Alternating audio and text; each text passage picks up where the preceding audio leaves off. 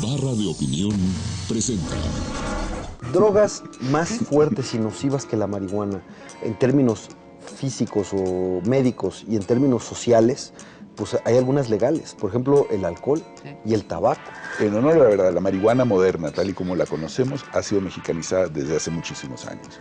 Yo no conozco una sola persona que pueda vivir sin drogas en nuestra sociedad. Los temas de salud pública tienen que entrar dentro de una discusión en donde se regulen los verdaderos peligros a la salud pública. ¿Cómo se llamarían? ¿Marihuaneras?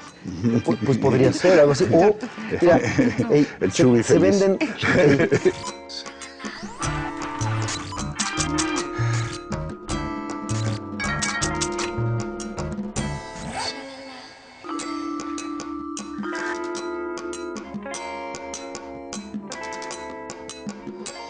Buenas noches, Claudio Lomnitz, doctor en Antropología Social, profesor de la Universidad de Columbia. Hola, buenas noches, Soina. Buenas noches, Fernando Belauzarán, diputado federal por el PRD. Buenas noches, Sabina. Encantado de estar en tu programa y aquí con Claudio. Vamos a hablar de la mota, de la marihuana, de weed, la cannabis, ¿cómo se llama de otras maneras la mota?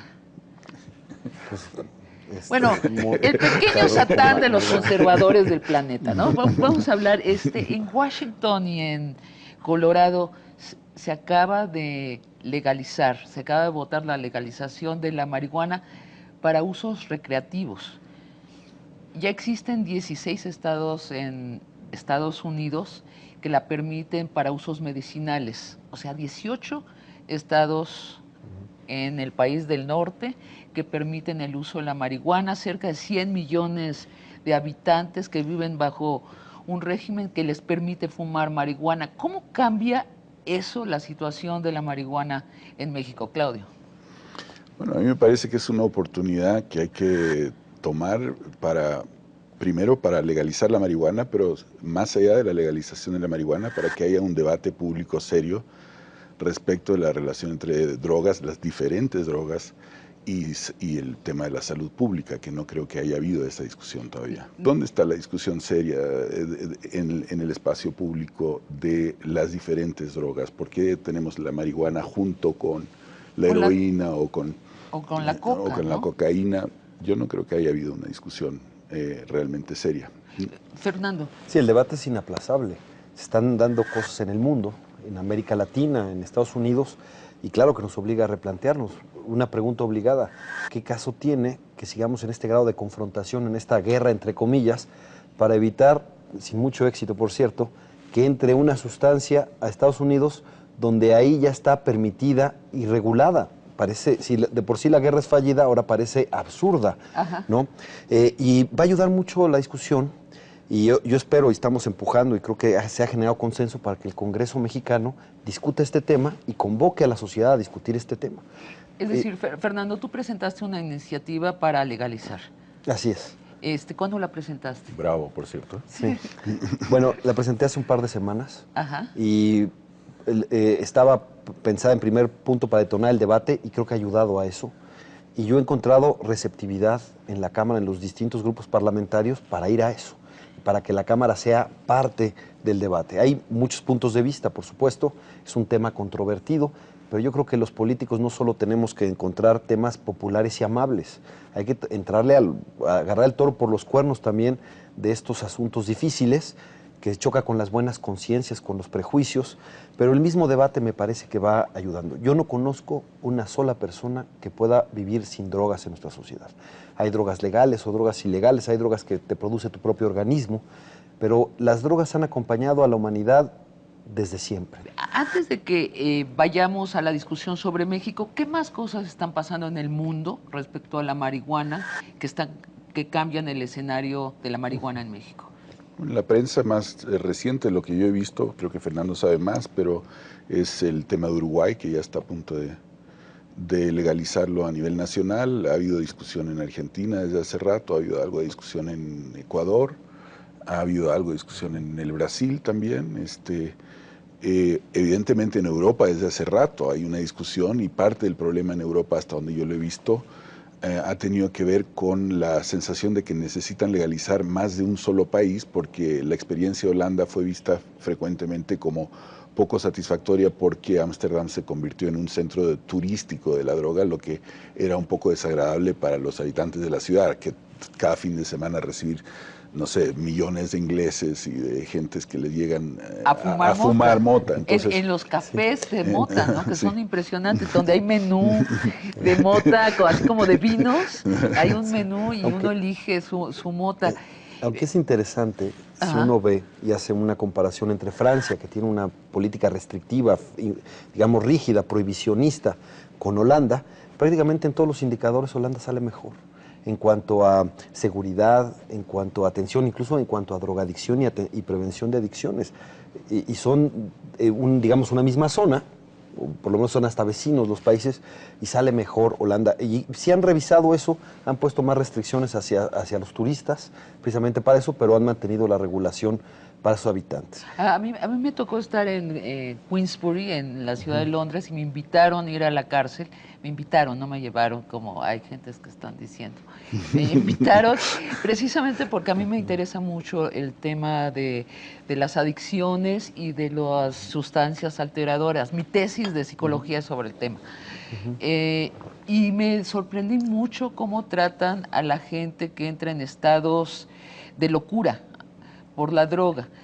Las familias hablan y dicen, acá tengo a mi hijo, está loquísimo. O sea, está loquísimo, se ha desnudado, se está golpeando contra las paredes, está defecando en los rincones, o sea, ha perdido la cordura. O la mujer que llama y dice, mi esposo está inaguantable, quiere saltar por la ventana.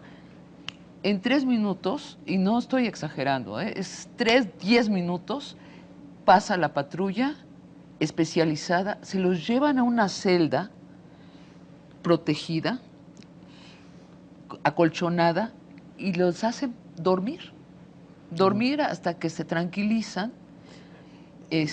videan todo para que no haya faltas a los derechos humanos de los que son llevados, y después en la mañana los dejan salir con una recomendación que vayan a tratamiento.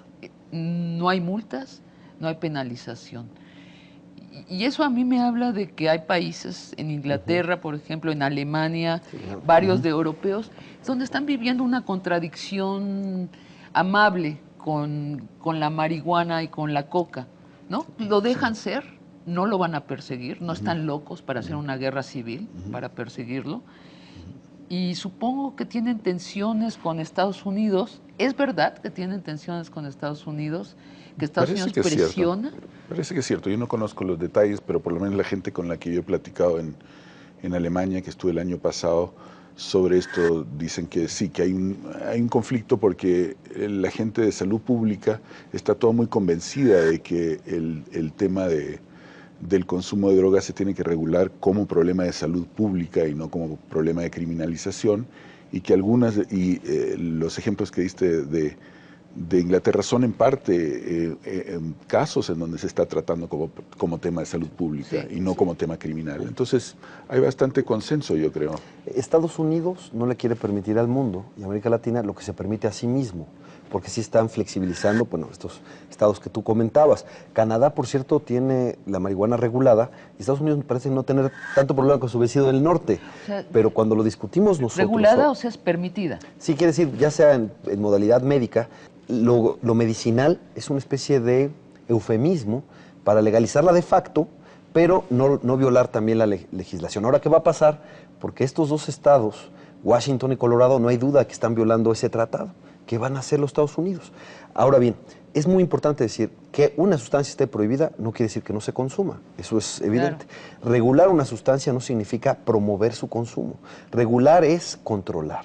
No hay mercado más libre que el mercado negro. Ahí no hay ningún tipo de control y el mercado negro es lo que ha hecho que las bandas criminales adquieran un poder impresionante. El enemigo es el mercado negro. ¿Cómo lo hacemos?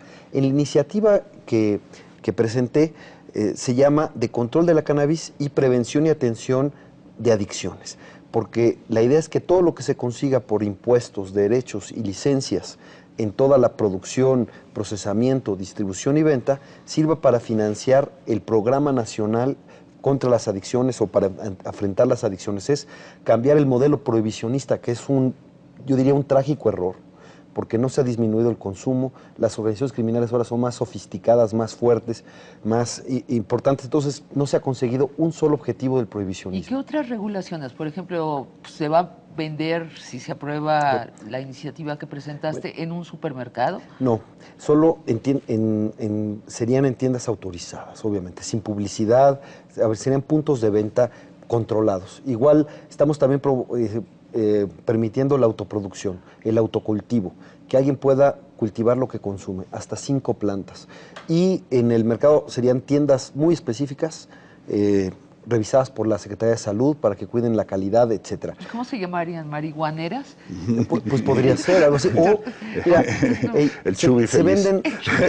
venden, bueno, hay cosas. Drogas más fuertes y nocivas que la marihuana, en términos físicos o médicos y en términos sociales, pues hay algunas legales. Por ejemplo, el alcohol y el tabaco. Son 2 drogas legales que se venden así. En la farmacia ni se diga. Son drogas reguladas que muchas de ellas se venden con receta y algunas sin receta. En cuanto a la edad, ¿podrían consumir? No, solo mayores de edad. Solo mayores de 18 años. Solo mayores de edad. Porque finalmente quien quiere consumir drogas lo hace, dependiendo de su poder adquisitivo. ¿Cuál es el punto? Primero, que cada persona que decida hacerlo sepa qué atenerse, sepa cuáles son las consecuencias, porque lo que hay que fortalecer es el ejercicio responsable de la libertad. Y si persiste y consume la droga, que no le dé el dinero al crimen. O sea, hacer una cultura de la marihuana, que la gente sepa para qué sirve, para qué no sirve, cuáles son los excesos que llevan a ataques de locura. Claro, que sepa a qué se atiene. No hay un registro de alguien que haya muerto por sobredosis de marihuana. Mira. ¿No? Y digamos que es una droga blanda. El argumento más fuerte de los Países Bajos para regular la marihuana fue separar los mercados. La marihuana es la droga más consumida en México, en Estados Unidos y en el mundo. Y entonces decían, sirve de puente a otras más duras. ¿Por qué? Porque comparten el mercado. El mismo vendedor que ofrece marihuana, pues le da al menú, dice, también ofrece drogas más duras, cocaína, heroína, metanfetaminas, etcétera. Y entonces separar los mercados para que quien consuma esta, que es la más fuerte, pero digo, la más consumida a nivel mundial, pero que es blanda, no sirva para tener contacto con la otra. Yo aplaudo muchísimo la iniciativa que ha tenido aquí Fernando y la Cámara de Diputados, me parece fundamental, pero creo que además, más allá de eso, la guerra del narcotráfico en México le ha ganado a la sociedad mexicana el derecho de tener una discusión informada sobre este tema. Es que no ha habido es decir, el hecho de que haya un tratado internacional, en cierto modo, viola un derecho democrático. Uno tiene que tener el derecho de discutir las cosas, estas cosas, claro. Y cuando se está pagando con decenas de miles de muertos, hay un derecho colectivo. También hay una supeditación a la historia de Estados Unidos de la que no deberíamos estar orgullosos. O sea, nosotros tenemos fe en la Virgen de Guadalupe y aunque no lo digamos, los hechos históricos prueban con una fe absoluta en Estados Unidos. Lo que hace Estados Unidos lo seguimos sin crítica alguna. ¿Por qué no hablamos de esta tradición cultural de la marihuana? ¿Cuándo se empieza a fumar marihuana en México? No, bueno, la trajeron los españoles, la trajeron. ¿Lo trajeron los españoles? Sí, los españoles la trajeron. Bueno, es cannabis indica, viene de Asia. La trajeron, me parece que de China, según he leído. Y bueno, empezó a tener cierta aceptación. Bueno, la canción de la cucaracha, que es de principios del siglo XIX. Y de ahí, de que ya no puede caminar porque le falta marihuana que fumar. Es del siglo XIX, estaba, ¿no? Hay cierto racismo en la prohibición de Estados Unidos. Porque Estados Unidos decía que la marihuana era propia de negros y de mexicanos. Empezó una especie de campaña así, también aunque había un clasismo en poco México, saben. Cosa que era un poco. Claro, ahora, o sea, lo fumaban los soldados. Tú mencionas un artículo fantástico que escribiste que se llama "Y si nos enorgullecemos de la marihuana", en el periódico La Jornada, que los soldados rasos la consumían. Claro. Había un asunto de clases con la marihuana, ¿no? Totalmente, era una cosa de clase baja. En Estados Unidos también era, después dejó de ser. Pero en Estados Claro. Unidos la razón por la cual se asociaba con negros y mexicanos era porque era una droga de clase baja como lo era en México. Y en México la empiezan a consumir los bohemios y los poetas y se desclasa. Empieza a ser un lujo de las clases medias también, ¿no? Es curioso que el acta de independencia de Estados Unidos está firmada en cáñamo de marihuana, de cannabis. Perdón. Sí, el acta de independencia, porque la marihuana sirve para otras cosas, entre otras cosas para la industria del papel. Sirve, es importante. Es más, hay quien dice que parte de la prohibición es por... Pero explica todo. Eso es vocación, eso es vocación. Y sirve para textiles, sirve para otras cosas que México, que es gran productor, pudiera pensar en que haya una industrialización y que eso genere pues empleo, trabajo, etcétera. Por ejemplo, los textiles son buenísimos, según... Hablaremos de eso, las posibilidades reales de una industria de la marihuana. Antes detengámonos, ¿cuándo es la satanización de esta pobre plantita? ¿Es época de Richard Nixon? ¿Ese es el momento en donde Estados Unidos... acuña la frase guerra contra las drogas. Lo que convierte eso es que convierte un asunto que era policíaco ya a grados militares. Ya era criminal. Sí, ya era criminal. Es más, las primeras prohibiciones de la marihuana son de principios del siglo pasado en México, incluso antes que en Estados Unidos.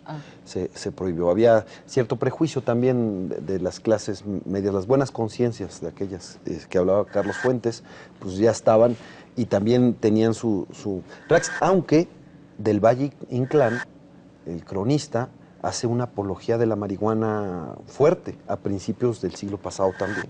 Es interesante, mira, Octavio Paz pidió la legalización en su momento y llegó un momento que dijo, bueno, aunque sea para los poetas, ¿no? Esa es una frase que encontré de Octavio Paz. Pero regresando a este momento crucial donde Richard Nixon lanza la guerra, lanza al ejército norteamericano tras la marihuana.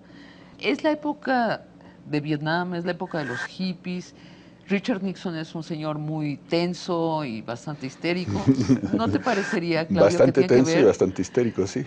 ¿No es histérica este lanzamiento de una guerra contra las drogas? Los años 60 hubo y los años 50, no solo los años 60, desde los años 50 empieza realmente un movimiento de contracultura en los Estados Unidos que incluye una bohemia que se interesa por estados alterados de conciencia de diferentes tipos. Ahora, a mi modo de ver, esto se engarza con una tradición más antigua norteamericana, que es la preocupación norteamericana contra lo que llaman el vicio, vice, cosa que es muy grande en Estados Unidos, cosa y que tiene su tradición, posiblemente medio protestante, pero también,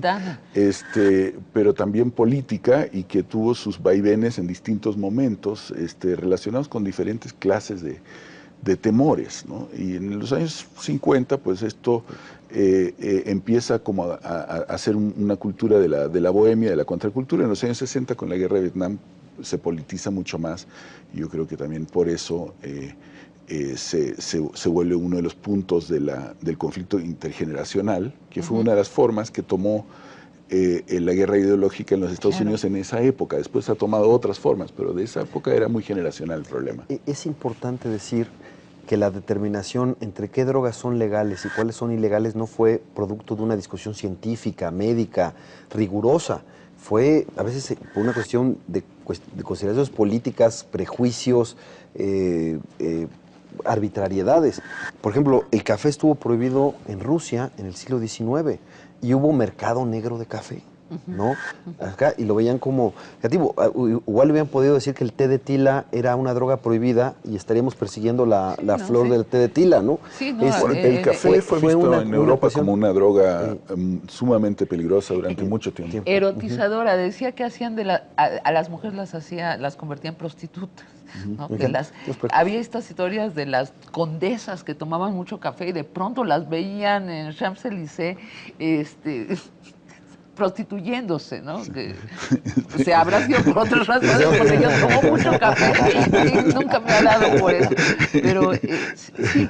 Y entonces la marihuana entra dentro de la criminalización de una manera un poco exagerada, ¿no? Yo creo que una de las cosas que dijiste, Fernando, y que tiene que ver con lo que dijiste de tu, Sabina, respecto de la discusión pública en Estados Unidos, la falta de discusión pública informada por por un debate de salud pública en este tema, me parece fundamental y se nota hoy día en Estados Unidos, no solo en el tema de las drogas, sino en el tema de las armas.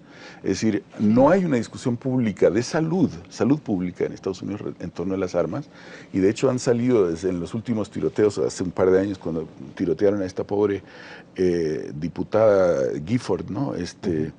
Y que de pronto resultó que no hay casi investigación de salud pública de los efectos de las armas en los Estados Unidos, porque el lobby de las armas ha impedido que se financie. Entonces, Estados Unidos no es un buen modelo de una discusión democrática en torno a los temas de salud pública. Sonaría que Estados Unidos más bien es el lugar que está deteniendo la legalización en el resto del planeta. Y te voy a decir, ahí tienen beneficios en el sentido de que para ellos es todo negocio. Porque a pesar de que la gran cantidad de drogas va a Estados Unidos, es el gran consumidor, México sigue siendo un país prácticamente de paso en comparación de Estados Unidos. Sí ha aumentado el consumo, es decir, la represión no ha evitado que, ni siquiera lo ha estabilizado, sigue aumentando. Veamos la encuesta nacional de adicciones de este año. ¿Te la sabes de memoria? Creció la marihuana. Bueno, el consumo, incluso el alcohol obviamente también en jóvenes, pero básicamente la marihuana creció 0.2%. 0.1%. Y es incomparable con Estados Unidos, donde hay 44 millones de consumidores declarados, porque claro, habrá que ver si... Todo se va para allá casi. Ajá. Y allá no conocemos, no tiene las consecuencias que tenemos acá. Va casi todo allá. Y no hemos visto los grandes capos norteamericanos detenidos, no se ve, ahí parece que solo es el negocio. Y en el caso de las armas, le venden armas al gobierno mexicano para hacer frente al narco y le venden armas al narco para enfrentar a los mexicanos. Es más, hasta hay una agencia norteamericana que le ayudó a los cárteles mexicanos a pasar armas de este lado, pues el famoso caso de Rápido y Furioso. Sí. Y en el New York Times se publicó cómo la DEA desde los 80s lava dinero de cárteles mexicanos. Quien se supone encargado de combatirlos, les ha ayudado a hacer esto de los recursos. Ellos dicen que es por labor de inteligencia, entre comillas, o cosas por el estilo, pero... Pero tú no lo crees. Pues, ¿tú crees que la DEA es la agencia de comercialización de la droga? No, lo que digo es que los intereses de Estados Unidos no necesariamente son los nuestros. Y su juego... muchos intereses al mismo tiempo, ¿no? Yo creo que también en Estados Unidos hay costos de esta guerra muy fuertes, y que es una de las razones por las que, en mi opinión, va a seguir aumentando el número de estados que seguirán los pasos de Washington y de Colorado. El Huffington Post sacó justo después de la legalización una serie de datos económicos sobre tanto los beneficios que tendría la legalización de la marihuana en los Estados Unidos como los costos que tiene la política actual.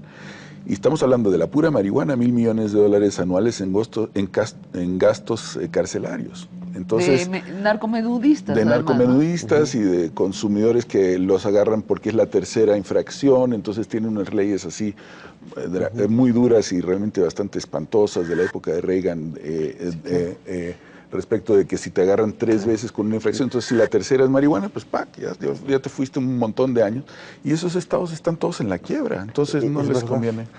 Ahora dicen que no nos cuesten ellos en este asunto de perseguirlos, sino que aporten. Y entonces piensa de Washington conseguir en un año 250 millones solo por impuestos. En California, hace un par de años ya había 200,000 personas empadronadas para ir a cualquier dispensario. Y uno de los grandes argumentos es cuántos recursos nos van a dar. Y la iniciativa que estoy proponiendo efectivamente es captar impuestos para financiar campañas de prevención que sean más efectivas que la prohibición que, insisto, no ha funcionado para nada. ¿Cuántos consumidores de alcohol hay en México? Muchísimos. Muchísimo más, ¿no? Estamos hablando del como el 40% de la población consume alcohol. Y de eso sí hay un número muy importante de alcohólicos, o sea, gente adicta. Sí, en cualquier estudio médico que yo he visto científico, el alcohol siempre sale más perjudicial que la marihuana. Los daños que genera socialmente, por supuesto, porque genera acciones de violencia, arrebatos, en asuntos automovilísticos es terrible.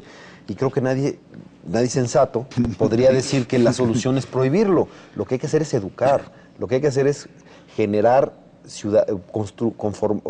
promover la generación de ciudadanía responsable. que los ciudadanos sean personas que sepan ser libres, porque lo que queremos es eso, una sociedad de hombres libres y mujeres libres, etcétera. Entonces, que sepan cómo y qué sustancias consumir, porque yo creo que, la verdad, como filósofo te digo, quizás no es el tema como un hombre de Estado, pero como filósofo te diría que toda persona debería tener derecho a estimular o deprimir su sistema nervioso siempre y cuando no afecte a terceros. Y para eso hay que generar responsabilidad. Lo que es evidente es que lo que ha fracasado es que la gente diga no consumo porque no puedo, porque siempre se puede, sino decir no consumo porque no quiero. Pero el no quiero significa una lógica de libertad en donde también pudieras decir tengo esta opción, pero hazlo de manera responsable. Tú tienes que saber a qué te vas a tener, cuáles son las consecuencias. ¿Por qué no hablamos un rato sobre los usos positivos de la marihuana? Me parece buenísimo hablar de eso, pero es una pequeña apostilla a lo que dijo ahora Fernando. Yo creo que el asunto de no hacerle daño a terceros es fundamental como principio de libertad, pero ese mismo principio también exigiría una discusión comparada de salud pública. Perdón que esté tan machacón con el tema de la salud pública, pero hace un poco tiempo, hace un par de meses, el secretario de Salud publicó que mueren 16,000 personas al año en México en accidentes automovilísticos. Y es la causa número 1 de muerte juvenil en México. Eso es un tema de salud pública, porque mucha de la gente que se está muriendo ahí no se está suicidando. Sí. Está siendo muerta por un tercero. Entonces, los temas de salud pública tienen que entrar dentro de una discusión en donde se regulen los verdaderos peligros a la salud pública, como puede ser en un momento dado el automóvil, sí, y la marihuana no. ¿Por qué? Porque, digo, yo he conversado con médicos que trabajan en salas de emergencia sobre este tema. Me han dicho, mira, nunca he conocido, y son médicos que llevan décadas en esto, a una persona que ha chocado por la marihuana, y eso que evidentemente debe estar prohibido fumar, ¿sí? Pero sí he conocido muertos y heridos por alcohol. Sí. Entonces, que haya un debate. No, se tuvo que tener la virtud del gobierno conservador en México para que hicieran la conexión entre marihuana y muerte, ¿eh? O sea, porque ahora sí hay muchos muertos por marihuana, sí, pero es por esta decenas guerra de que que allí es donde cualquier discusión sobre salud sería vencida por la legalización. Es decir, la guerra contra la marihuana y la coca, pero que hay que decir que es mucho menor el tráfico de coca, nos ha costado ya 90,000 muertos. Digo.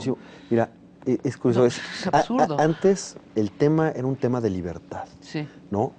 Ahora jaló su contraparte, no sé si llama el adversario, pero su contraparte, porque la libertad y la seguridad siempre se han tironeado, son contrapartes.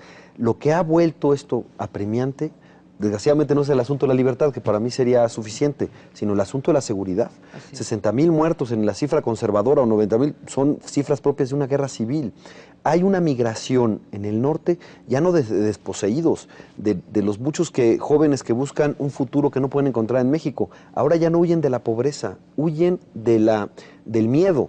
Y entonces vemos una migración de sectores pudientes a Estados Unidos masivo. Hay verdaderas colonias, por ejemplo en San Antonio, que han crecido muchísimo de mexicanos de clase media alta y de clase alta que se han ido para allá. A ver, ya Fernando, no son desposeídos, son despavoridos. Yo creo que allí, en este país nuestro, donde la ambigüedad se nos da, las nubes de conceptos se nos da con una facilidad enorme, tenemos una nube de conceptos.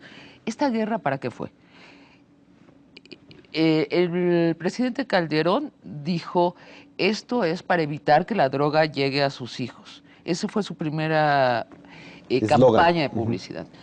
Pero ya 6 años después ya hay un verdadero caos conceptual que habla mucho de la falta de eficacia de esta guerra.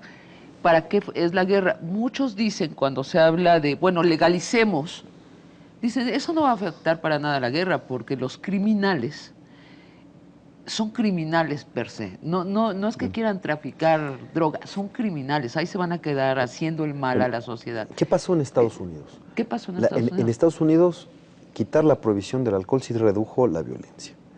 ¿Qué hicieron los gángsters? Los gángsters fundaron Las Vegas, ¿no? Eso es lo que hicieron. Del desierto hicieron esa ciudad y se dedicaron al juego. ¿no? Está más que documentado. Se volvieron no legales. no les dieron amnistía, todavía llegaron a detener a algunos, había comisiones en el Congreso, etcétera, y hicieron esto. No estoy diciendo que sea la misma situación en México. ¿Qué es lo que pasa aquí?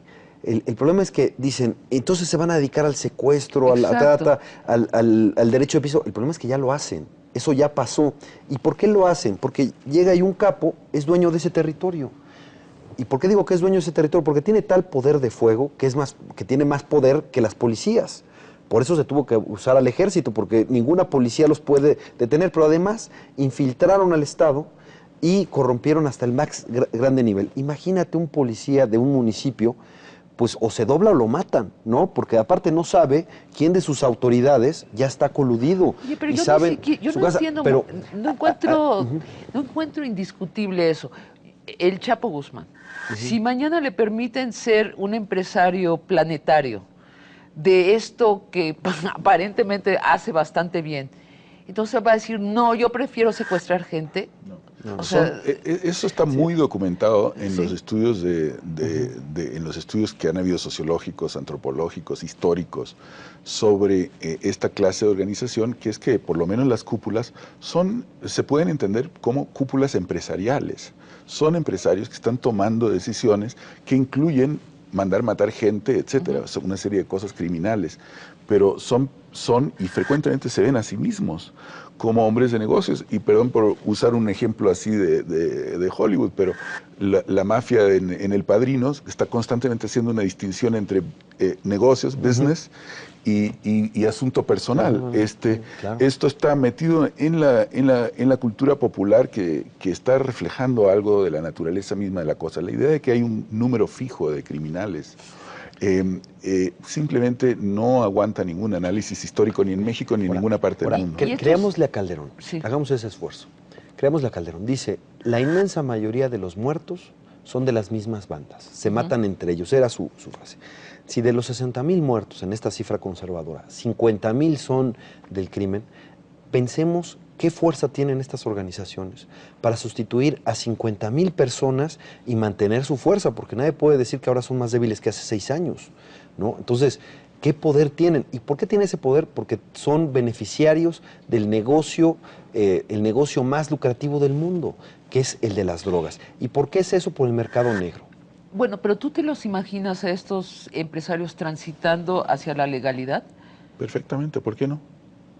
¿Harías una amnistía dentro de cómo lo imaginas? No sé, yo no soy político, a mí no me lo pregunte, porque yo soy capaz de hacer cualquier desastre. No, como un estudioso de los procesos humanos, mira, ¿sería lo lógico hacer una amnistía de estos empresarios? Solo en cuestión... En mi modo de ver, lo que es lógico es que haya un debate democrático, que esto se sujete a un proceso democrático y un proceso democrático que no esté basado únicamente en los miedos de la gente, sino que sea un proceso democrático informado, en donde hayan datos que se discutan y no únicamente temores. La gente tiene miedo a las drogas y tiene razón de tener miedo a las drogas. Es decir, si yo tengo un hijo, tengo miedo de que deje de estudiar, se dedique a las drogas. El miedo es o sea, hay razones para tener miedos, pero eso no es lo mismo que un debate democrático, el miedo.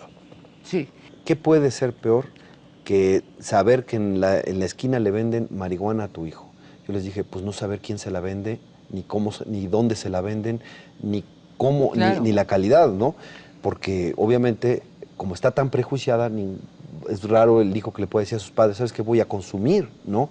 Entonces, esto va a ayudar mucho que desprejuiciemos en este asunto. Ahora, amnistía pudiera hablarse solo en cuanto a tráfico y producción, sí, pero no asesinatos, crímenes. Claro. Yo pienso, bueno, no. O sea, el asunto, por ejemplo, lo de San Fernando o las ejecuciones o eso, o sea, el salvajismo, ese no puede haber, no puede amnistía, no puede haber amnistía. Tiene que haber justicia. Ahí tiene que haber justicia. O sea, lo que ya hicieron, los crímenes que ya realizaron en este tráfico, los tienen que pagar. Sí, asesinatos, por supuesto. El caso de tráfico y producción se podría pensar. Ahora, en la iniciativa que yo estoy poniendo, se busca que haya una investigación para que quien se dedique a esto no tenga ningún tipo de antecedentes penales, no vaya a tener vínculos con el crimen.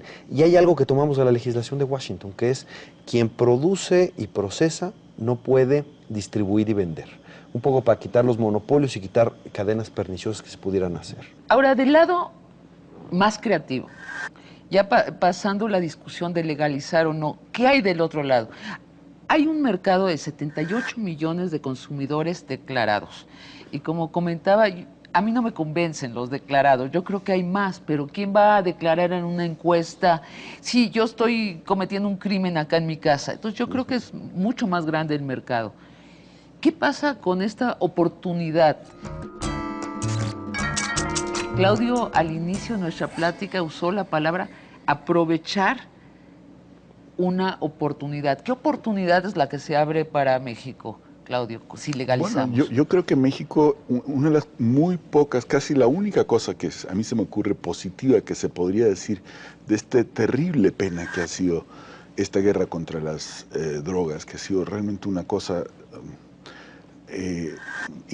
inenarrable, así realmente es un grado de violencia y destrucción absolutamente inenarrable, es que por lo menos le ha ganado el derecho al pueblo mexicano de tomar algunas decisiones, es decir, la autoridad moral de tomar algunas decisiones, de tener una discusión. Eso es una oportunidad, y es una oportunidad que a mí me debe de ver México, con la única posible competencia de Colombia, tiene la verdadera autoridad de dar. México tiene la posibilidad, me parece, de decirle al mundo, miren, nosotros ya probamos este otro modelo nos llevó a esto, y queremos proponer otra cosa, y yo creo que si lo hace, la gente afuera en el mundo va a tener que escuchar.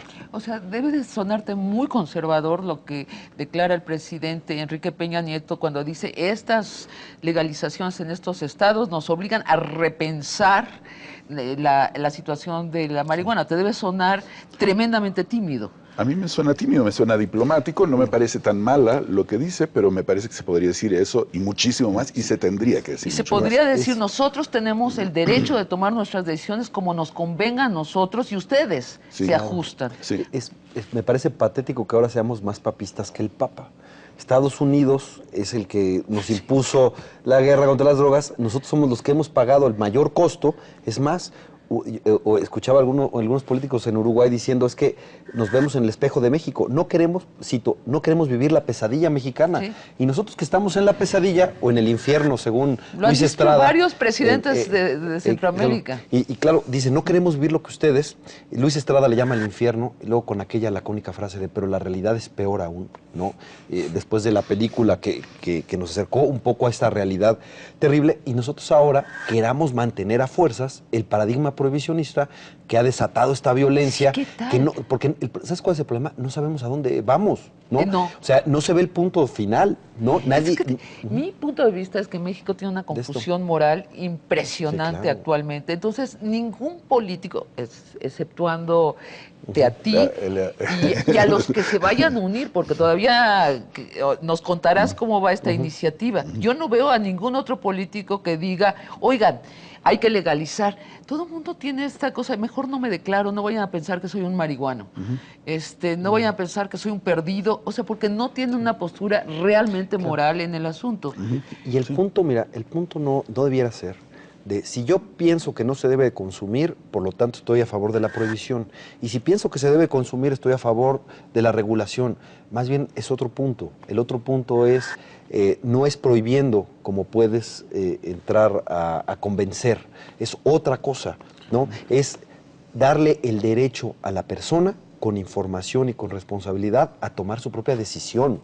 No estoy diciendo, o sea, abstengámonos del juicio moral, del prejuicio y dejémosle si lo que queremos es tener un país con ciudadanos responsables, pues empecemos por eso, que no los tratemos como menores de edad y en ese sentido, con información, con educación, con discusión, para generar, insisto, hombres libres. Pero somos bien pesimistas, o sea, volvamos a esto de aprovechar la oportunidad de un mercado de... Hay una mega oportunidad. En primer lugar, la marihuana se ha mexicanizado. Eso, es decir, puede ser que tenga su origen en Medio Oriente y la fumada de hashish allá con, en fin, los velos y el belly dance o lo que sea, pero en honor a la verdad, la marihuana moderna, tal y como la conocemos, ha sido mexicanizada desde hace muchísimos años.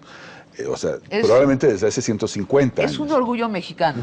entonces la gente asocia la marihuana con México, tanto como uno también podría decir el mole la mitad de los ingredientes del mole vienen de Asia. No importa. El tequila. El tequila, bueno, el tequila es un destilado y en el mundo americano previo a la llegada de los españoles no habían destilados. Pero la marihuana es una cosa que ya tiene un cierto, yo lo diría, prestigio mexicano, y eso se tendría que aprovechar, yo creo que se tendría que aprovechar.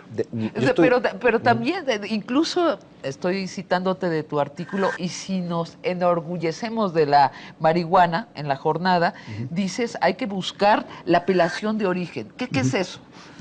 Bueno, esto yo decía, bueno, por ejemplo, el vino espumante existe en todo el mundo, pero hay si viene de la provincia de Champaña, solo ese se puede llamar champaña. Bueno, ahí vamos a tener problema porque una de las cosas que están haciendo en Uruguay es certificar la marihuana uruguaya, que esté claramente cuáles son las semillas uruguayas. ¿Pero se va a llamar marihuana? Bueno, le pueden llamar cannabis, o sea, pero habrá que ver. ¿Sabes? Hay que trazarlo en un juicio internacional. ¿Te das cuenta por no de legalizar? Ahora va a ser uruguaya la marihuana. Habrá que ver, porque tienen su calor. Por ejemplo, los españoles les llaman porro, ¿no? Sí. Y tienen varias cosas. Fíjate que en Uruguay modificaron un poco su iniciativa. Va a ser una especie de empresa paraestatal, va a tener mucha certificación, una campaña muy fuerte de prevención, una campaña muy fuerte de prevención, pero aceptaron lo que está sucediendo en España. O sea, van a hacer un pequeño Pemex de la marihuana allí en Uruguay, ¿no? Traducido. Algo así, aunque quieren que sea prácticamente, que no sea en manos propiamente privadas, pero tampoco del Estado. Es como un híbrido ahí. Hay que recordar que el Uruguay fue el inventor del Estado benefactor. Entonces, en el principio del siglo XX, entonces tenemos una gran tradición ahí de la que se puede. Aceptaron lo que está ahorita en España muy fuerte, que son los clubes sociales de cannabis. Hablemos del porvenir. Nos está costando mucho trabajo entrar al espíritu empresarial de la marihuana y no terminemos esta plática sin soltarnos de los amarres de los problemas actuales. ¿Qué podría ser? Bueno, de nuevo, un mercado de casi 100 millones de consumidores, tenemos el prestigio de la marihuana, es mexicano, podría ser nuestro próximo tequila. Sí. Y no nos quedemos solo en el aspecto médico o recreativo, ¿no? Existen otros usos industriales de la marihuana. El papel, por ejemplo, ¿no? El asunto de los textiles, sobre todo en textiles, es altamente competitivo el cáñamo de marihuana. Entonces, la verdad es que se podrían aprovechar para muchas cosas, y yo creo que si somos un fuerte productor, pues deberíamos tener esa ventaja. Claro, me parece que sí, en un determinado momento, si es que esto se regula, debería aprovecharse todo, no solo las propiedades medicinales o las propiedades recreativas, sino Claudia también... Claudia tiene incluso ideas de marcas. ¿Qué marcas propone? Es que lo que pasa es que la razón por la que México es tan importante es justamente la historia que estábamos conversando antes. Es decir, la contracultura norteamericana en los años 50, en los años 60, hacen sus peregrinaciones aquí. Dentro de esa contracultura están los grandes artistas en lengua inglesa del mundo. O sea, está todo, Allen Ginsberg, Kerouac, todos pasaron por México e hicieron. Entonces México tiene también, digamos, la potencia literaria, cultural, en torno de la marihuana, que, perdón, Uruguay no tiene ni va a tener nunca, porque ahí no los vas a sacar de la hierba mate. Eso. Perdón, no, claro que no. Entonces, ahora, es indignante una mota que se llame On the Road, ¿no? On the Road, exactamente, claro. Hay una reivindicación. Y Howl, yo decía también. Howl, oye, eso es fantástico. Howl, y que Ginsburg vive. Ginsburg, no me acuerdo. Claudio, rápido, porque tenemos que hacer hay que llamarlo, hay que invitarlo, pero ya. Vamos a terminar de empresarios. ¿No? Hay una reivindicación cultural de la marihuana. Claro. No solo se ve en que la decisión de estos 20 estados en Estados Unidos no fue una decisión de políticos, no fue una decisión de gobierno, no fue una decisión de parlamentos, fue una decisión de la gente, fue votada por la ciudadanía. Sino además uno ve las series norteamericanas y las películas norteamericanas, las más conocidas, en esas que ven los propios niños en horario AAA y hacen apología de la marihuana ya. En su parte lúdica, placentera. Hay todo un humor de la marihuana en Estados Unidos, ¿no? Sí, claro.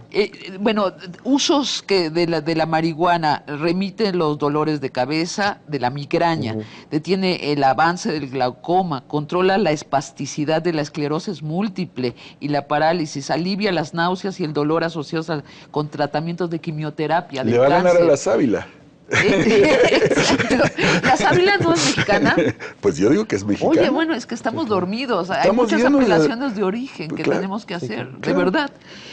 Bueno, y acá hay muchas. Una muy conocida es el dolor contra la artritis y el reumatismo que usaban las abuelas, ¿no? claro. La mota en alcohol o en crema. Sí. Ayuda a la anorexia, sirve de somnífero. Eso lo usan muchísimo algunos amigos que tengo, para dormir bien, para las enfermedades de la piel, cura fístulas. Hay todos una cantidad de usos benéficos de la marihuana, usados según la proporción, ¿no? Según la cantidad con que se usa. Sí, pero insisto, no hay un solo caso documentado de sobredosis de marihuana. ¿Y cuáles serían los beneficios inmediatos de legalizar? Mira, Separar el crimen Sí. de la marihuana es uno primero, ¿no? Insisto, es otro paradigma para enfrentar las drogas. Y empezamos por la más consumida, que es la marihuana. Si no ha funcionado el prohibicionismo y nos ha generado a yo digo, delirante y terrible espiral de violencia, tú lo mencionabas muy bien, tenemos que buscar otra forma.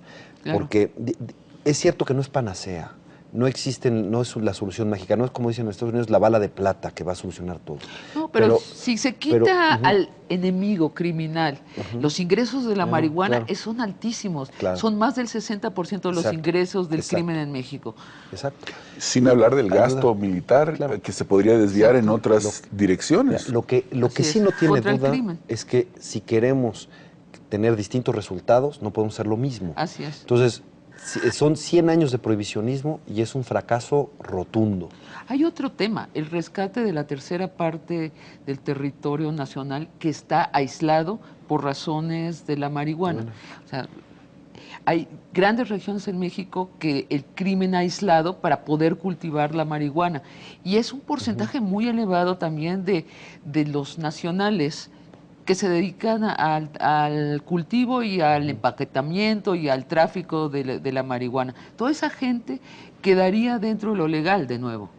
Creo que también habría un lado de solidaridad internacional si México hiciera esto que no se ha hablado, que es solidaridad con Centroamérica, porque en la medida en que la guerra se hace más dura acá, pues las drogas se van a Centroamérica o se van al Caribe, y ahí están teniendo los mismos problemas, pero peor porque son estados más débiles y más pobres.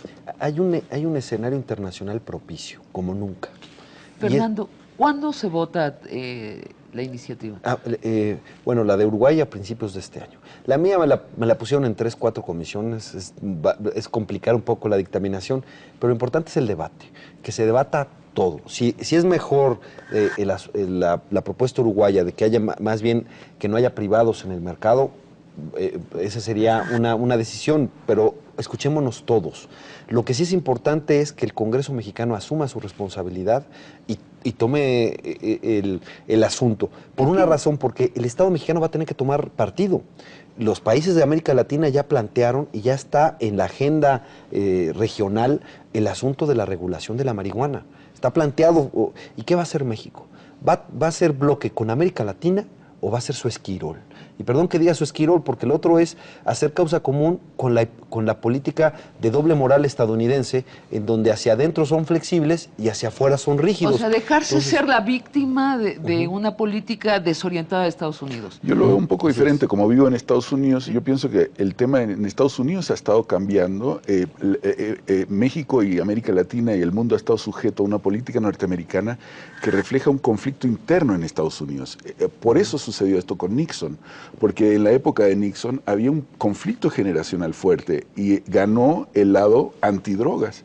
Pero en estas últimas elecciones ha quedado claro que hay una tendencia, no es un problema de coyuntura lo de Washington y lo de Colorado.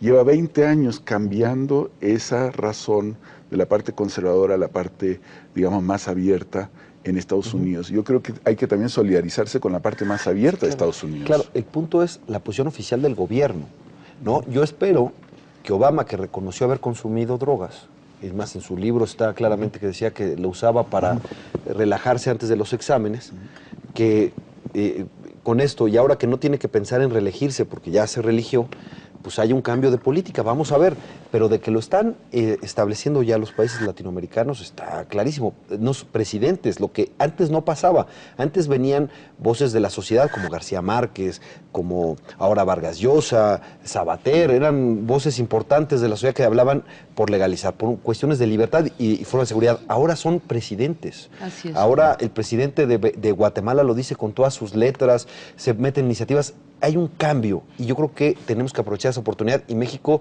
debiera, en mi opinión, hacer causa común con América Latina y buscar el nuevo paradigma para enfrentar las drogas. Yo creo que si no tomamos esta oportunidad vamos a vernos en el absurdo que en 5 años vamos a estar importando a México el California Gold en vez de estar exportándoles el Acapulco Golden.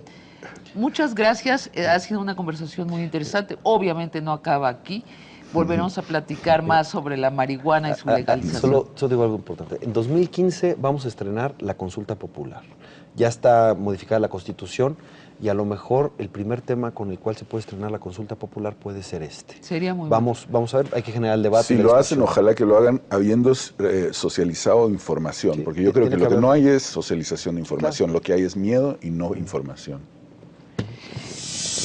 Pues quien no pueda dormir, de luego, un chubi, y se van a dormir muy bien. Pequeño, ¿no? El diputado aconsejaría que fueran 2 o 3 chupadas nada más. Pues buenas noches, muchas gracias. No, gracias, encantado, me la pasé muy bien. Gracias. Barra de Opinión presentó